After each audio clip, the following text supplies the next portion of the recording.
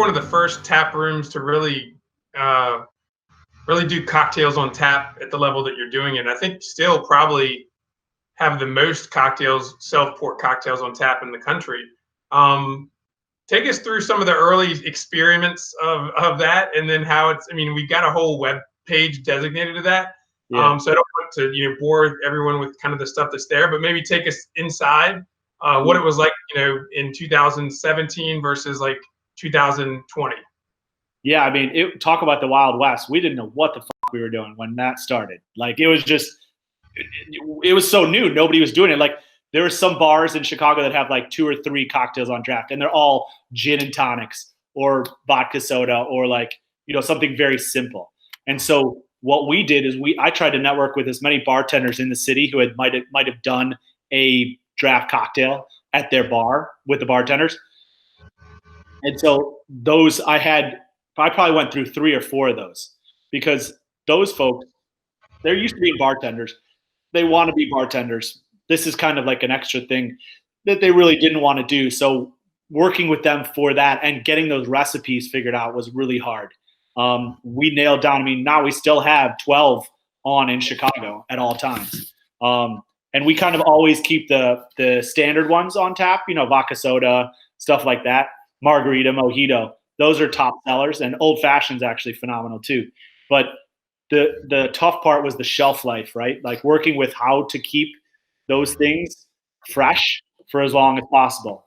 So the tough part is fresh juice is hard. Like using fresh juice, you're really going to limit your shelf life. And so we've had to work around that, but keep and maintain the taste and how it works. So it's been a ton of fun. And people come in who don't drink beer, and they're with a group, and they're like, this seems like a beer place. And I'm like, no, don't worry about it. We have you covered. And that's a huge philosophy of mine, is I think you're pigeonholing yourself to just do beer.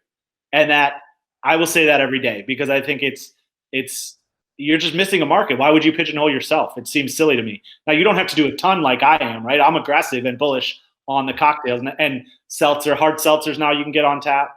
So all this stuff, I think you have to open yourself up to. And I'm also pretty bullish on having at least a couple of taps of non-alcoholic. So, I'm sure if anybody's in this industry, you've got an email or a note from somebody that said, well, Gen Z is not beer drinkers anymore, and millennials don't drink as much beer. Now, I don't know about that. I'm not sure I believe it, but there are a lot of White Claw drinkers. Let's not kid ourselves. Everybody likes White Claw. So can you move into that realm? Yes. But can you also move into mocktails and into just regular kombucha? Kombucha on tap is huge. People love that. And so you're selling a decent amount there? Like you're selling a decent amount of kombucha on tap? For sure, yes. And I guess you have to be careful of your location, right? So you're going to know more than I do. But in our location, like in Wicker Park, it's very popular in there because they're earlier adopters, they're health focused, they're young, they're adaptable. So that's who you're looking at. Yeah, but it's been good. Nice. And I didn't want like a whole bar, right? So a lot of people have a tap wall and then a full bar. I didn't want the full bar. That's not my style. I want to stay in my lane and have you experience the tap wall. That's it. So the cocktails, I didn't want to have a bartender being like, doing the whole bartending thing, which I think there's room to still have that experience without it. So when you said that the cocktails go bad, do you date them or do you have some type of ledger that says this was put on tap this day, we need to make sure it's off by a certain day? For sure. Yeah. So we have a couple spreadsheets that are focused, that are Google Share Docs, that everybody knows when all those went on and when they're supposed to come off.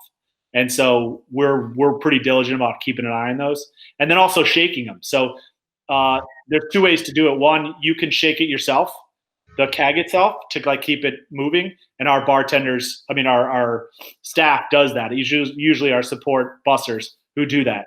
But there's also a product from Micromatic. It's an oscillator. So it's a ring that your keg sits on. It's a corny keg, obviously. It sits on that, and that's magnetized. And then you drop a kind of like a metal ball into the keg, and that pushes that ball around. The magnet pushes and then pulls it back. So that's oscillating your keg the entire time. Did you have any of those, or Or? Still haven't done it. No, I'm going to test it out probably in Wicker Park to see what it's like. But I mean, it would make life easy, but it's also for our support staff. It's not that hard to get on a shaker. I'm very passionate about what we're doing, and I say we in terms of the whole Pour My Beer family. But for me specifically, is really getting this model out to the masses for people to really enjoy and be able to try something and not be forced to pour a full glass of some sour they might not want or a stout or something like that. I really like the model and the freedom it affords people. So that's kind of what brought me here.